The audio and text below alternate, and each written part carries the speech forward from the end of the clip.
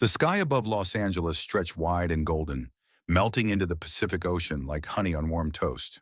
The hills gleamed under the California sun, dotted with luxury homes that whispered of old money and new ambition.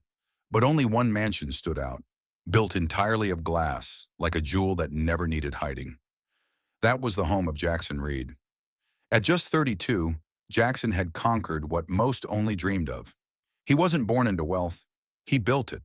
A software genius by the age of 23, Jackson had invented an AI security program so perfect that it was now used by tech giants, celebrities, and even world governments.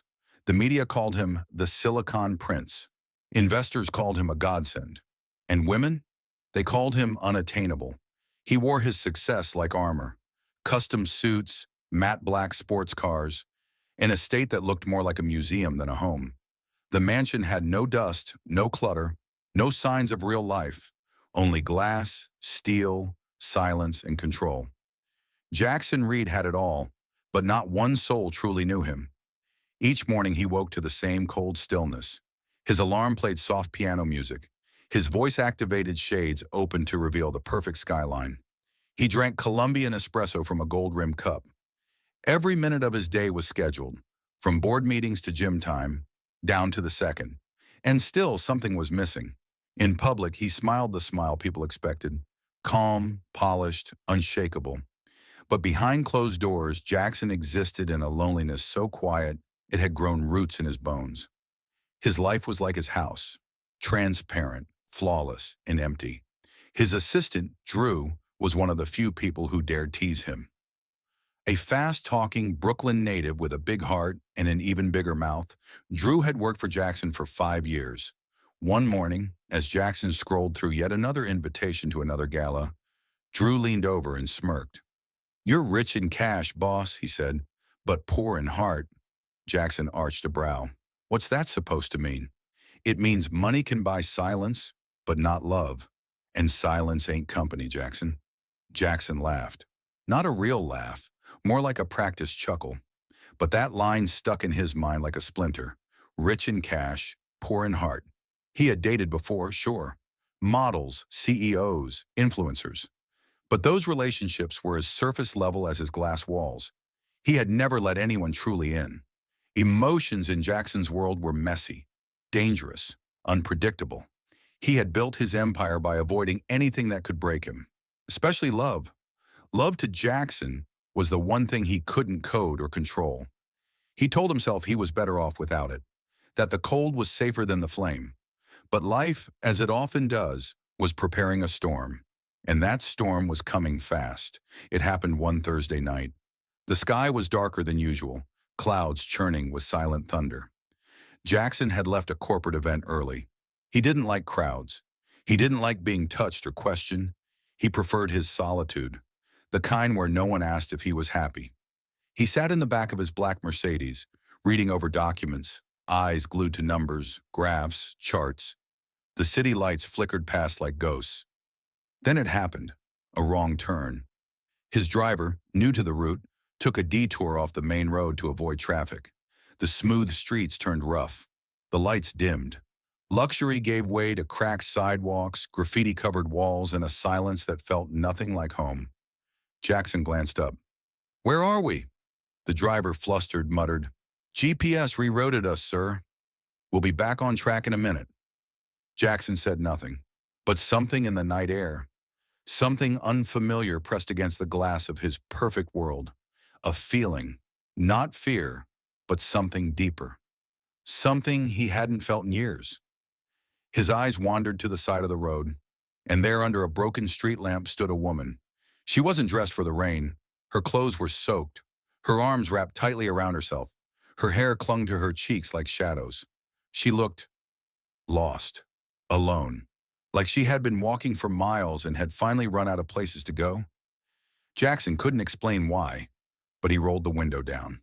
The cold air rushed in. She looked up. Their eyes met, and in that one glance, something shifted inside Jackson. A crack in the glass, a whisper in the silence. He didn't know her name. He didn't know her story. But her eyes, they looked like stories untold. He didn't say a word, and then she did. Just 3 words. 3 words that would unravel everything he thought he knew. Stay with me. The rain fell like 1,000 quiet prayers, tapping against the windows of Jackson Reed's black Mercedes like a ghost begging to be let in. Water blurred the view outside, turning streetlights into streaks of color. Thunder echoed in the distance, low and tired like the city itself. The route had changed. One small GPS glitch had rerouted them off the smooth, privileged highways and into the belly of South Central LA, where the pavement cracked with forgotten promises and walls whispered the stories of people society chose not to hear. Jackson didn't usually come to this part of the city. People like him weren't expected here. People like her were forgotten here. "Sir, I'll get us back on the main road," the driver said nervously, glancing at the map on his phone. Jackson didn't answer. Something had caught his eye. A figure. At first, she looked like part of the night, just another shadow in the rain. But as the car crept closer, headlights fell on her face. That was no ghost. She was real, fragile, alive. She stood just outside a narrow alley, barefoot on the soaked sidewalk, her clothes clinging to her like sorrow. Her arms were crossed tightly across her chest, as if she were trying to hold herself together. Her hair was wet and wild, cascading in tangled curls down her back. She didn't look up at the car. She didn't need to, because Jackson couldn't stop looking at her. He leaned forward. "Stop the car." The driver hesitated. "Sir, this isn't a safe area." "I said stop." The tires skidded slightly as the vehicle came to a gentle halt. Jackson pressed a button in the back seat. Window rolled down with a soft hum. Cold air rushed in. It smelled of rain, rust, and something he couldn't name. "Do you need help?" Jackson asked, his voice quiet but firm. The woman turned her face toward him slowly. Her eyes, wide and shining with tears, met his. They weren't just sad. They were tired. Not the kind of tired that comes from missing sleep, but the kind that comes from holding on too long to a world that won't hold you back. She didn't speak. She just stared. Then, with lips trembling and voice barely above the sound of falling rain, she whispered, "Stay with me." Jackson froze. Those words weren't just desperate. They were sacred. They were raw, unfiltered, and aimed straight at a part of him he had buried under years of wealth, logic, and emotional distance. He could have rolled the window up, could have told the driver to keep going, could have dismissed her as just another stranger in a city full of them. But something in her voice reached into him and touched a part of his soul that no one had dared to touch. She didn't know who he was. She didn't care about his money, his mansion, or his so-called perfect life. She just needed someone, right now. And somehow that made her the most honest person he'd met in years. Jackson opened the car door and stepped out into the rain. His polished shoes hit the water with a splash. His expensive coat soaked instantly. But he didn't care. For the first time in years, he wasn't thinking about his schedule, his image, or what the world expected of him. He walked up to her slowly, his hands open. "I'm Jackson," he said softly. "Are you okay?" She shook her head. He took off his coat and wrapped it around her shoulders. It was far too big for her, but she didn't pull away. "Come on," he said. "Let me get you out of the cold." She looked at him again, really looked at him. Not with fear, but with disbelief, like she was waiting for him to change his mind, like she thought kindness always came with a catch.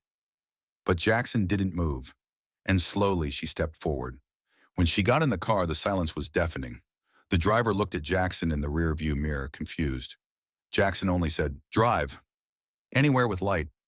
The car pulled away from the alley, carrying 2 people who should have never met. She sat there shivering quietly, holding the coat around her as if it were her last piece of safety. Jackson didn't press her for answers, didn't ask her name. He just sat with her. The only sound was the windshield wipers sweeping away the rain. Then, without looking at him, she said in a whisper that cracked his soul, "Thank you." He turned to her and replied, "You don't have to thank me." But what he didn't say, what he couldn't say, was that he should have been thanking her. Because in just a few minutes, this girl from nowhere had done something that no investor, no award, no billion-dollar deal ever could. She had made him feel something real, something human. And though he didn't know it yet, this moment, this simple, soaked, wordless moment, would be the beginning of the unraveling. Because the moment she stepped into his car, his perfect world began to crumble. Not with an explosion, but with a whisper. The rain had slowed, but the cold remained, sharp, unforgiving. As the Mercedes glided through the unfamiliar streets, Jackson kept glancing at the girl beside him. She sat silently, still clutching his coat around her tiny frame. Her knees were pulled up slightly, like she was trying to disappear into herself. The city lights blinked through the misted windows, casting gentle glows on her skin. Her bare feet, bruised and red from the pavement, trembled beneath her. He wanted to say something, but what? He didn't know her, didn't know her story, and yet it felt like he'd known her sorrow forever. "We'll stop somewhere warm," he said softly. She gave the faintest nod. A small, all-night diner appeared at the corner of the next block. It had neon lights that buzzed against the rain, and a red sign that read Rosie's. It wasn't elegant, it wasn't expensive, but it felt human. Real. Jackson hadn't stepped into a place like that in years. But that night he opened the door for her and followed her in, like a shadow chasing its light. Inside, the air was thick with the smell of buttered toast, coffee, and something sweet. The waitress, a tired woman with tired eyes, barely glanced up. She didn't know who he was. She didn't care. They sat in the last booth, the cracked leather squeaking beneath them. The girl pulled the coat tighter. Her eyes scanned the room like she was expecting someone to burst through the door and drag her out. Fear clung to her like wet clothes. Jackson slid a menu toward her. "Get whatever you want." She didn't touch it. She looked down at her hands instead. Hands that had clearly seen too much for someone so young. Her nails were chipped. Her knuckles scraped. Her fingers trembled. "Can I ask your name?" Jackson said gently. She looked up slowly, her eyes the color of midnight skies just before dawn. "Sky," she whispered.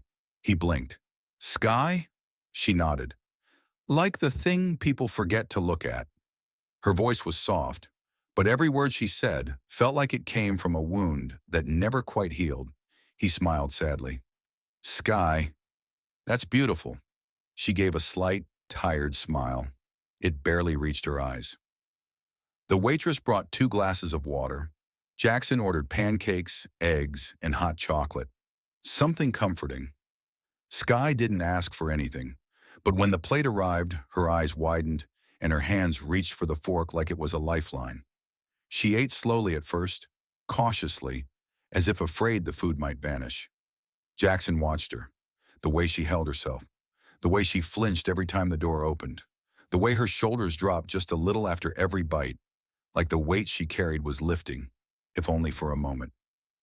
"Why were you out there alone?" he asked quietly. Sky paused. The fork stopped midway to her lips. "I had nowhere else to go," she said. Her voice cracked on the last word. "And no one to call."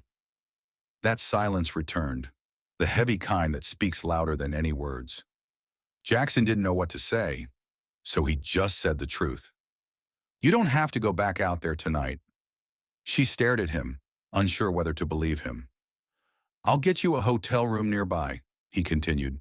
"Just for the night, somewhere warm, somewhere safe." Sky lowered her head, her curls falling like curtains around her face. "Why are you helping me?" she asked. Jackson didn't have an answer. Not a real one, because even he didn't fully understand it. All he knew was that something inside him had shifted the moment she said, "Stay with me," and that shift was still happening. "I don't know," he said honestly, "but I want to." After the meal, he walked her to a small hotel just across the street. It was nothing fancy, but it was clean, warm, and had a lock on the door. He spoke to the receptionist and paid for the room, asking them to treat her well. They handed over the key. Sky turned to him, the key in her hand, trembling. "You don't have to come up," she said. "I know." But as he turned to leave, she reached out and gently touched his hand. He froze. Her hand was small, cold, but that touch held more emotion than anything he had felt in years. "Stay with me," she whispered again. "Just for a while." Those 3 words again. Simple. But this time, it wasn't desperation he heard. It was trust. A fragile, precious trust that had no business surviving in someone who'd clearly been abandoned too many times. He hesitated for only a second before nodding. He followed her up the stairs to her room. It was quiet inside. A single lamp hummed. The bed was neatly made, untouched. Skye sat down on the edge, her shoulders sagging. Jackson stood awkwardly near the door. "You can sit," she said gently. He did. They didn't speak much after that, but sometimes silence is more intimate than conversation. She lay down, pulling the covers up to her chin. Her eyes fluttered, heavy from exhaustion, but just before she drifted off, she said, "Thank you, Jackson." And something about the way she said his name, soft, unsure, grateful, unlocked a part of his heart that had been sealed for too long. He stayed until she fell asleep, just sat there, watching over her. And for the first time in years, Jackson Reed didn't feel alone. He felt something he hadn't felt in a very long time. Connection. The rain stopped, but the storm inside Jackson lingered.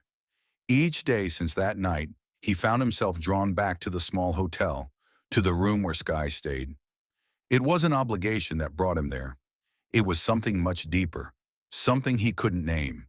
It was her. He didn't know why he needed to see her smile, to hear her voice. But every morning, without fail, he made sure there was hot breakfast sent to her room. And every evening, he knocked on her door, waited patiently, and spent a few hours in her quiet, cautious company. At first, Skye remained guarded. She'd sit near the window, her knees tucked under her chin, and only speak in whispers. But her eyes began to soften, like the frost was melting slowly. One evening, she finally spoke more than a few sentences. "I used to be a nurse assistant," she said, staring at her hands as if they held memories too heavy to carry. Jackson leaned forward. "Where?" "Little clinic on 87th and Compton. It wasn't much, just 2 doctors, an old waiting room, and a coffee machine that never worked." She smiled faintly. "But it was home." He watched her closely, noticing how she lit up at the memory, how her voice steadied when she talked about helping others. "I loved it," she continued, "changing bandages, helping old ladies remember their meds, sitting with patients when no one else would. I didn't make much, but it mattered. I mattered." He didn't interrupt, didn't say, "I'll buy the clinic," didn't say, "I can fix this." He just listened. She glanced at him, expecting to see pity. But what she found in his eyes made her blink twice. Not pity, respect. He saw her strength, not just the pain. He saw her dignity, not her defeat. "You're incredible," he said softly. Skye scoffed and looked away. "No," he insisted. "You are. You helped people when you had nothing. You kept going when others would have quit. That's brave." "No one's ever called me that before," she said, her voice small. "Well, they should have," he replied. That night, Skye told him more. About the home she lived in as a child, 10 different ones by the time she turned 12. About the names she was called in school, the way teachers assumed she'd never make it. About how she fought to graduate, how she scraped her way through nursing school with 3 part-time jobs and a prayer. "Every time I tried to build something," she said, "the world found a way to tear it down." Jackson's chest ached. He thought about his own life.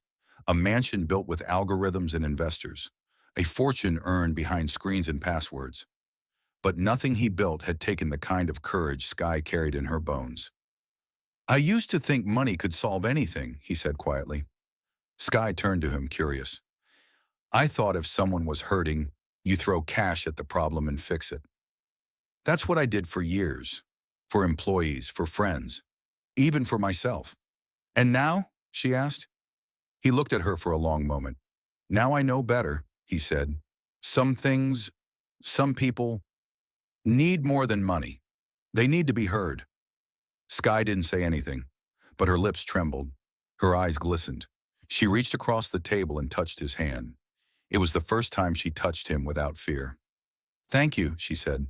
"Not for the room or the food, but for listening." He covered her hand with his. "I should be thanking you," he whispered. And in that fragile, honest moment, something shifted again. He no longer saw her as the girl from the alley. He saw her as a woman with a spirit that refused to break. even when the world tried its best. And she began to see him too. Not the millionaire, not the polished man on magazine covers, but a lonely soul craving something real. They were from two different worlds, but somehow their hearts had found the same rhythm. The invitation came casually, wrapped in Sky's shy smile and quiet confidence. "There's a block party in my old neighborhood this weekend," she said, sipping the tea Jackson had brought her. "You should come with me." Jackson blinked. He'd never been invited into someone else's world like that before. Not really. "A block party?" he asked, pretending to sound casual. She nodded. "Music, dancing, food, just real people." He hesitated. "I've never been to one." Sky tilted her head. "I know. That's why I want you to come." Her eyes held something vulnerable, something tender, an unspoken challenge. "Come see where I come from. Come see who I really am." Jackson said yes, but inside a quiet panic stirred. The sun dipped low on Saturday, and the streets of South Central bloomed with life. Bright colors, old-school music, the scent of fried catfish, collard greens, and smoky BBQ filled the air. Children ran barefoot through the puddles left by a sprinkler. Grandmothers danced with their grandsons. Laughter echoed from every corner. And then came Jackson. He stepped out of his car wearing a tailored gray suit, black dress shoes, and a $20,000 watch. He looked like Wall Street had stumbled into a backyard cookout. People stared, some whispered, but no one approached, until Sky appeared. She wore a simple sundress, sunflowers blooming across the fabric. Her curls bounced freely, and her smile was a sunbeam that cut through the clouds. She reached for his hand. "Relax," she whispered, lacing her fingers with his. "They don't bite." He smiled nervously, adjusting his collar. "This suit was a mistake, he muttered. Sky laughed. "A little. But you're here. That's what matters." They walked together through the crowd. She introduced him to neighbors, old friends, a few distant cousins. Some greeted him warmly. Others gave him that look, the "what's he doing here" look. He understood. He wasn't from there. He'd grown up in Beverly Hills, private schools, Ivy League. He didn't know this world, but tonight he was trying, and Sky noticed that. As the evening wore on, the music got louder, the food hotter, the crowd looser. Jackson began to smile more. He laughed at a kid's joke. He even joined in a round of dominoes and lost horribly. But he didn't care, because every time he looked at Sky, dancing barefoot, laughing with her arms in the air, he felt like he was witnessing something sacred, something the boardrooms and ballrooms had never given him. Joy. Real, raw, unfiltered joy. Then came the moment that changed everything. An older man approached, tall, gray-bearded, with a walking cane carved with his initials. "Excuse me," the man said, his eyes locked onto Jackson's. As the crowd began to thin, the music faded into soft jazz, and night draped itself across the city. Sky and Jackson walked down the street alone. The pavement was warm beneath their feet. The lamplight cast golden halos on their skin. Somewhere in the distance, a baby cried. A couple argued. A dog barked. It was real. It was life. Sky stopped walking. Jackson turned to her. "I know you don't owe me anything," she said softly. "And I know this wasn't in your plan. But I need you to be honest." Her voice trembled. "You could walk away now," she whispered. "Right here. No questions. No hard feelings." She looked up at him, eyes wide, bracing herself for rejection. "But I hope," her voice cracked, "I hope you stay." Jackson stood frozen. This wasn't just about him stepping into her world. It was about whether he'd let her into his. He thought about all the walls he'd built, the lies he'd told himself, the years he'd wasted chasing money, hiding from emotion. But with her, everything was different. He stepped closer, gently touched her cheek, and said nothing. Instead, he kissed her. Not a kiss of conquest, not a kiss of impulse, but a promise. A whisper without words that said, "I'm not leaving." Sky leaned into him, and for the first time in a long time, they both let go of fear. The Millionaire's perfect world hadn't just cracked, it had shattered. But in the wreckage, something far more beautiful had begun to rise. Love. The morning after the block party, everything changed. Jackson woke up to chaos. His phone buzzed nonstop. Emails, missed calls, news alerts. He rubbed his eyes, groggy and unaware of what storm had just arrived. Then he saw it, his name plastered across the internet. Bold headlines, tabloid photos.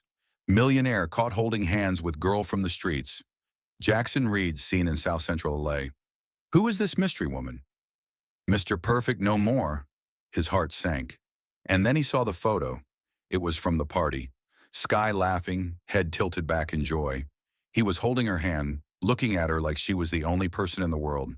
They had captured the most honest moment of his life and turned it into a scandal. The calls from the board came first. His company's legal advisor sounded cold and sharp. You're trending, and not in a good way. Jackson stayed quiet. We've had calls from investors.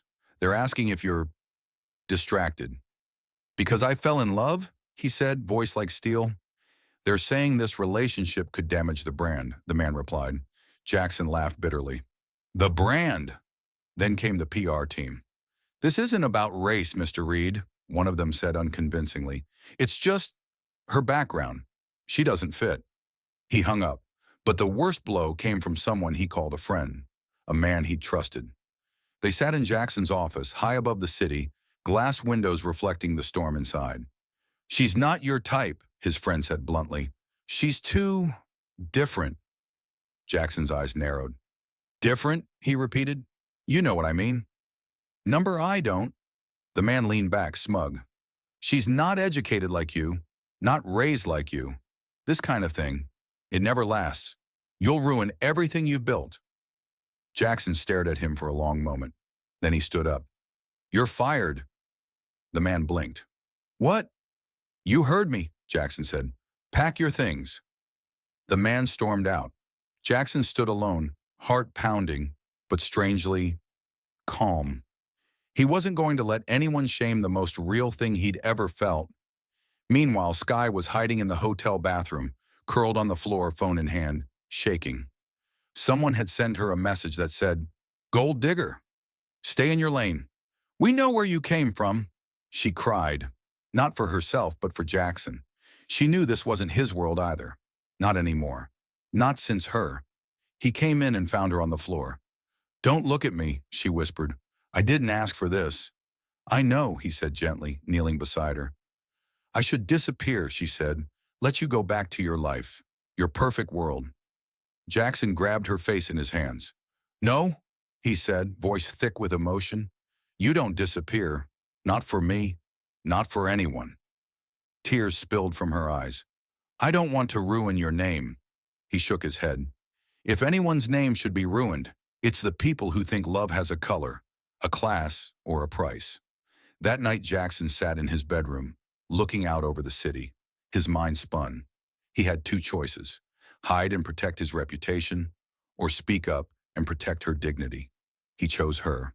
He turned on his phone, opened his social media, hit Go Live. Millions watched. His voice was steady, his eyes raw. I know many of you have seen the photos, he said. Yes, that's me. And yes, that's her. He took a breath. Her name is Sky, and she's not from my world. But maybe my world was never the right one to begin with. He paused. She's not a headline. She's not a scandal. She's the kindest, bravest, most honest person I've ever met. The comments rolled in, some cruel, some kind. He didn't stop. She didn't ask for attention. I did. I built my life on perfection, but it was all empty. She showed me what's real. He looked into the camera. And I choose her. I choose love. Then he ended the video and closed the laptop. He went back to Sky's hotel room. She opened the door slowly, face streaked with tears. I saw it, she whispered. Did I say it right? He asked, his voice shaking now. She didn't answer. She just threw her arms around him and held on like the world was ending. I love you, she breathed into his shoulder. And for the first time since the world turned upside down, Jackson said it back. I love you too. No filters, no fear, no hiding. Just two souls, scarred and different, but standing in the fire together. Weeks passed like pages of a new book, one they were writing together. Not a fairy tale, not a perfect love story, but something better. Real. Jackson's mansion didn't feel so cold anymore. The endless glass walls that once reflected nothing but silence were now alive with music, laughter, and sometimes arguments. Sky wasn't a guest anymore. She was part of the home. And the first thing Jackson did after the storm passed, he gave her space. Not just in his life, in his house, in his world. He cleared out an entire sunroom and transformed it into a studio. Paints, canvases, brushes, light pouring through high windows. When Sky walked in and saw it for the first time, she stood frozen. "I haven't painted in years," she whispered. "I know," he said softly. "That's why I want you to start again." She walked to the window, placed her hand on the glass. "This is the first time someone believed in my art more than I did." Jackson stepped behind her. "No," he said. "This is the first time you're allowed to believe in yourself." Sky began painting daily, not to escape, but to heal. She painted children laughing in the rain, women dancing barefoot, streets lit by hope, hands of different colors holding on to each other. And one morning she painted them, her and Jackson, two silhouettes, one light, one deep brown, sitting beneath a night sky, sharing silence and something even deeper. Love. Jackson stared at that painting for a long time. He didn't say anything. But later, when she wasn't looking, he had it framed and hung it in the hallway. So everyone would see. They had bad days too. Days where Sky felt small again, like she didn't belong in his polished world. Days when Jackson doubted himself, unsure if he could protect her from the noise, the critics, the world. They argued. They cried. But they never ran, because running meant returning to fear, and they'd come too far to go back. One day Sky got a call from her old clinic, the one that had shut down. The new director, a black woman who had seen Sky's live story through Jackson's video, offered her a position, art therapist. Sky blinked in shock. "Art therapy?" she repeated. "Kids who've lost everything," the director said. "Teens trying to survive the streets. They need someone who's been there, someone who understands." Sky said yes. Jackson came with her the first day. He watched from the doorway as she knelt beside a 10-year-old boy who refused to speak. She gave him a crayon and said, "You don't have to talk. Just draw." The boy looked at her with wide, cautious eyes. Then he drew a red heart, cracked down the middle. Sky touched the paper gently and whispered, "Me too." That boy smiled for the first time that year. Jackson had never been more proud. One quiet evening, the city was bathed in soft rain. It reminded them of the night they met. Sky stood at the giant window looking out over the hills. Jackson came up behind her and wrapped his arms around her waist. She leaned into him, warm and safe. "Funny how it's raining again," she whispered. He kissed her shoulder. "Maybe the sky knows." She turned to face him, eyes full of tears but no sadness. Just weight, memories, and love. She leaned into his chest, placed her ear over his heart, and said the words that started it all. "Stay with me." This time she didn't ask from fear. She didn't ask because she was lost or cold or alone. She asked from love, from peace. Jackson smiled, not because it was new, but because now it was forever. He kissed the top of her head and whispered back, "I already did." They didn't need vows. They didn't need rings. They had something stronger. Two souls from two different worlds, brought together not by fate, but by choice. They stayed, through noise, through pain, through the whispers of a world that didn't want them to work. But they stayed, in a society where race, class, and color still build walls between people. This love story became a sledgehammer. Sky and Jackson didn't fall in love despite their differences. They fell in love because they saw the beauty in them. The world tried to tell them it wouldn't work, but they proved that love doesn't need permission. It only needs courage.